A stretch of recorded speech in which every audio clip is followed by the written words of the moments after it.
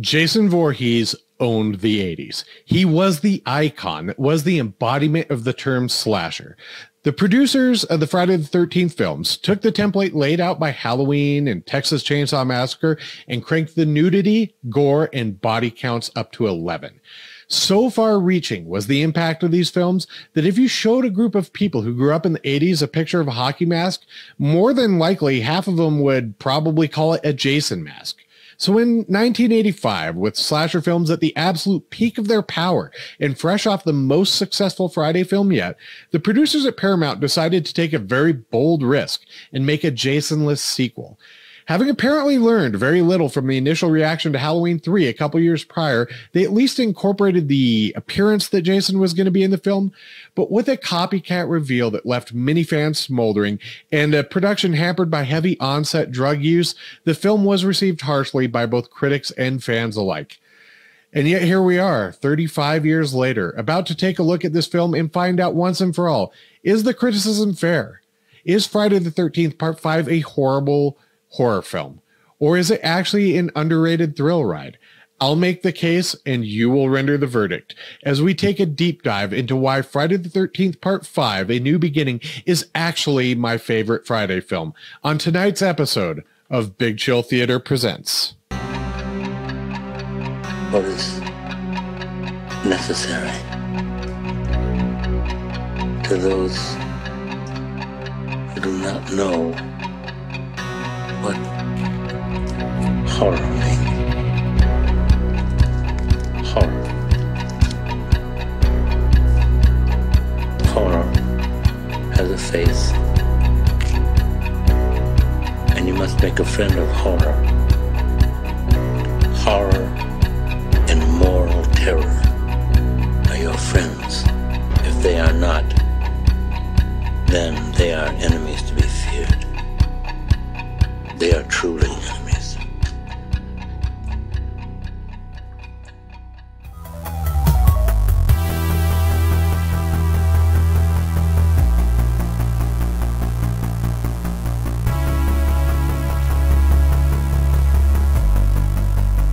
Welcome to Pinehurst. The year is 1985, and we're about to embark on a deep dive into one of the most polarizing films in the Friday the 13th franchise, Friday the 13th Part 5, A New Beginning. So I hope you like sex and violence in your slasher films, because we're going to be chasing some records tonight. Before we actually arrive at our destination, however, we pick up in the middle of a relentless thunderstorm as young Tommy Jarvis, played by the briefly returning Corey Feldman, treks through the woods towards Jason's final resting place. As he reaches the clearing, we see that there are already two people there, a couple of hoods from town who are apparently excavating Jason's remains for the adrenaline rush or something. After about all of 2 minutes, they reach the coffin, which for some reason is only buried about 4 inches deep. My wife has annuals in the yard that are deeper than this fucking coffin, I swear to God. As they finish unearthing the makeshift grave and pry the lid off the coffin, they are treated to a disgusting sight, as Jason's corpse is riddled with maggots and worms. After gazing upon this horrid abomination for a few moments, he springs to life and stabs one of them in the gut with his trademark machete and the other in the neck with some sort of a sharp implement. I fittingly rate both of these opening kills a 5. He rises and slowly makes his way towards Tommy, who hides in some trees nearby. Somehow knowing Tommy's exact location, he walks straight up to Tommy, raises his machete, and... It was all a dream. I used to read Word Up magazine. Salt and pepper and heavy D up in the limousine. Just kidding. We're now 5 years past the events of Part 4, and we join Tommy on his journey to Pinehurst Halfway House in a forest that bears an eerie resemblance to Camp Crystal Lake. Tommy arrives and is greeted by the well-meaning administrators Matt Letter and Pam Roberts. After being shown to his room, Tommy encounters Reggie the Reckless, and after a rocky first impression, they seem to make progress towards a decent rapport of sorts. Tommy unpacks his bags, which consist of a bunch of masks and a buck knife, and I'm already getting the impression that there isn't much in the way of security standards here at Pinehurst. This is one of my favorite cast ensembles for a Friday the 13th film. We've already met Tommy, Matt, and Pam, and this is my favorite version of Tommy in the series. We already have an extremely charismatic young character in Reggie the Reckless, And now we have a very interesting and diverse group of patients with Jake, Eddie, Tina, Violet, Robin, Joey, and Vic. We have a sheriff who actually seems to care about his community, and a pair of batshit crazy backwoods weirdos in Ethel and Junior, who honestly need an entire show dedicated just to them. The sheriff pulls up in a car carrying patients, Eddie and Tina, a lustful teen couple with a penchant for exhibitionism. They've been caught fornicating on Ethel's property again, and the sheriff is worried that the situation is about to come to a head. It doesn't take long for him to be proven right as Ethel and Junior pull up on a dirt bike, and Ethel issues some very serious warnings to everyone, including the sheriff, before flipping everyone the bird and peeling off to retreat to their filthy shack.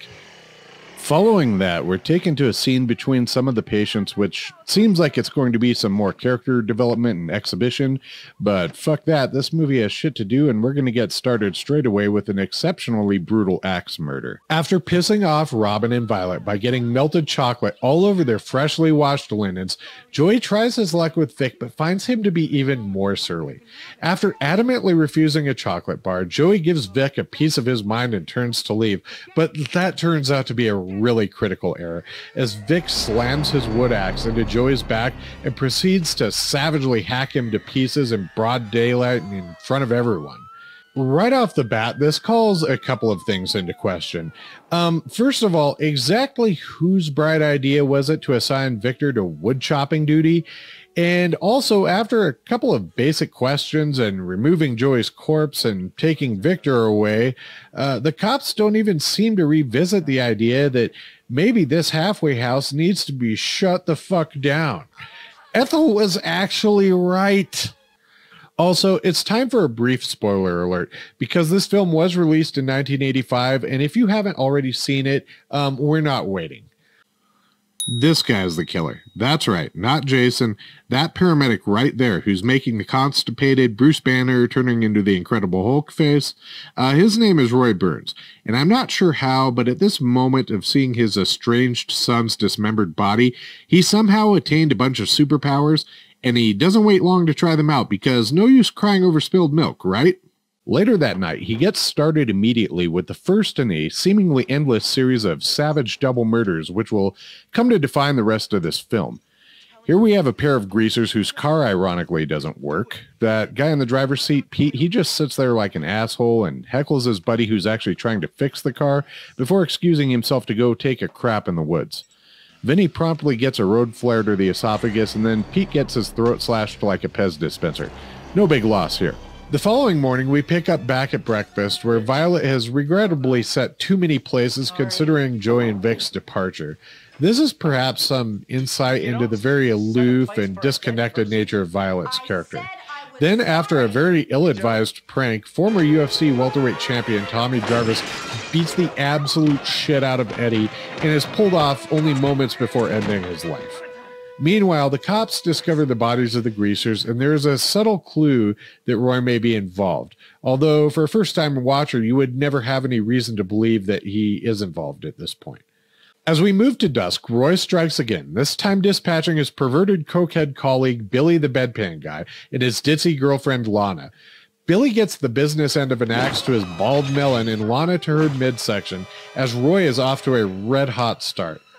Picking right up the following morning, Tommy has a horrifying hallucination of Jason standing outside his window watching him, and it's a pretty flagrant lift from Michael standing outside Laurie Strode's window in Halloween 1. Meanwhile, a scenery-chewing mayor threatens the sheriff's job after he suggests that the long-deceased Jason Voorhees is responsible for the recent spat of murders in town. Tina and Eddie once again stray into the woods to have sex, and they're being watched by local weirdo Raymond the homeless farmhand. Any red herrings that Raymond may have been the killer are quickly squashed as Raymond gets a hunting knife to the gut. After finishing with Tina, Eddie heads to the stream to clean up, and Tina is the unlucky recipient of a pair of garden shears to the eyes. When Eddie returns to this gruesome sight, he is also dispatched in a rather creative manner as Roy crushes his skull with a belt against a tree.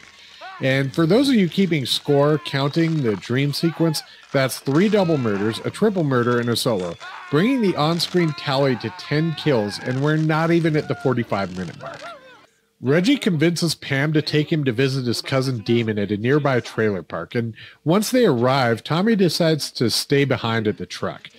Junior pulls up on his dirt bike and foolishly decides to start a physical altercation with Tommy. Will these morons ever learn? Tommy absolutely annihilates Junior and then runs off into the night, probably afraid that he's going to catch a murder charge. Pam and Reggie are forced to cut their visit short and chase after Tommy. Some damn enchiladas! After an inspired outhouse duet from Demon and Nita and some very credible sounding threats of domestic violence, Demon opens the door and we are treated to our 5th double murder. Ooh, baby. Back at Pinehurst, Pam drops off Reggie so that she can go look for Tommy and Matt, who has also now gone missing.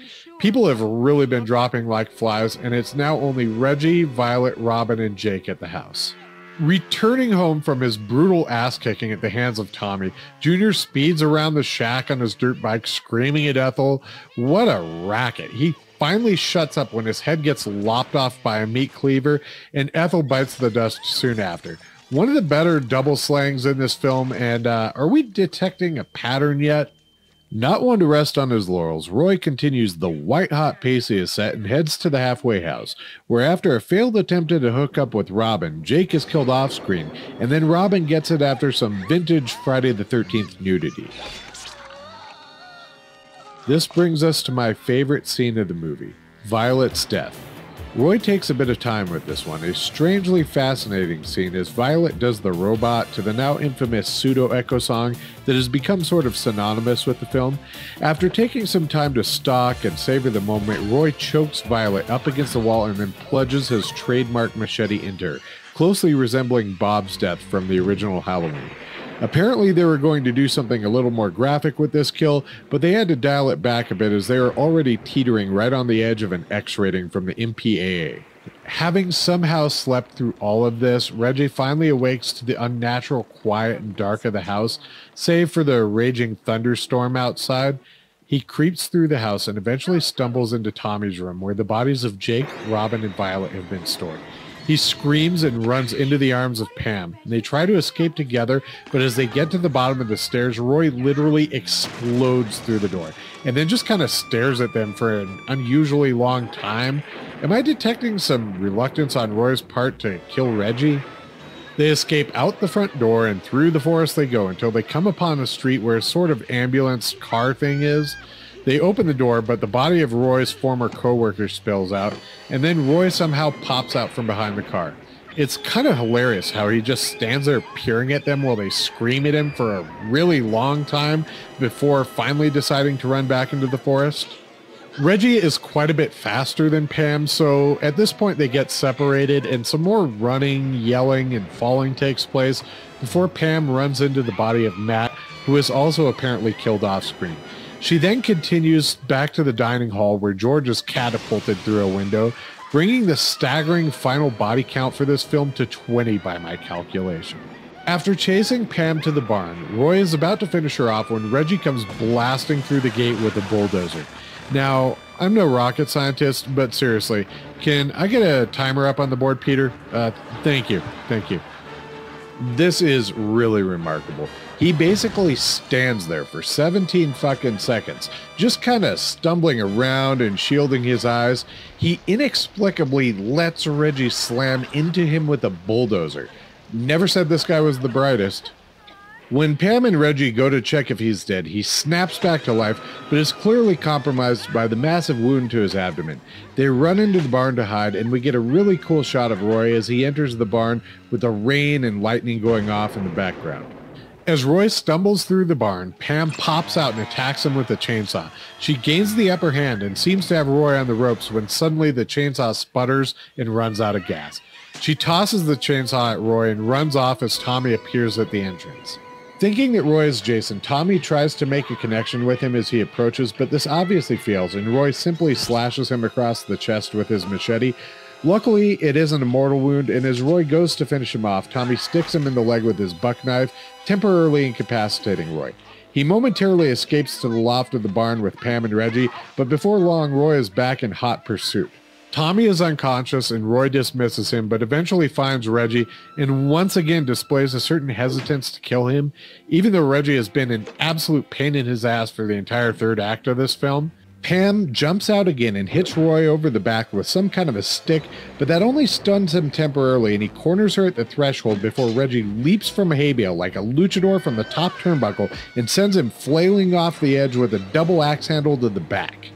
Pam and Reggie briefly embrace in victory, but when they look over the edge in yet another callback to Halloween 1978, they don't see Roy, but he lunges back up into frame to grab Reggie's ankle. Pam struggles to keep Reggie from being dragged over the edge, and finally Tommy comes to and slams down on Roy with his machete to send him plummeting into a bed of spikes, knocking off his uniquely blue chevron mask and finally ending his rampage once and for all. The trio looks down and for the first time sees that the killer is not Jason, but simply a man in a disguise meant to look like him.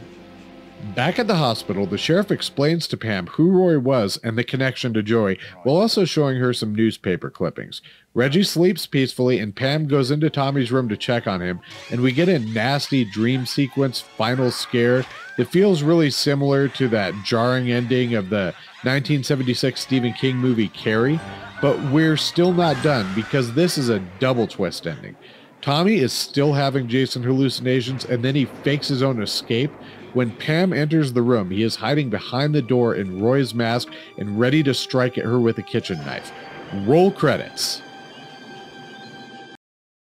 So there you have it, Friday the 13th Part 5, A New Beginning, regarded by many as the worst entry in the series, and while it may sound like I just called out a bunch of negative shit about it, the truth is I always had a lot of love for this film. When you're talking about slasher films, there's a bunch of accepted tropes that people have just come to expect throughout the 80s, and this one checks all of those boxes in spectacular fashion. Memorable teen characters, check. Think about it. Tommy, Reggie the Reckless, Violet, Joey, Vic, Demon, Ethel, and Junior. Which other Friday the 13th film has this many characters who are instantly recognizable upon hearing their name? Violet was even the inspiration for one of the original characters in the wildly popular Friday the 13th game that came out in 2017. Gratuitous sex and nudity, check.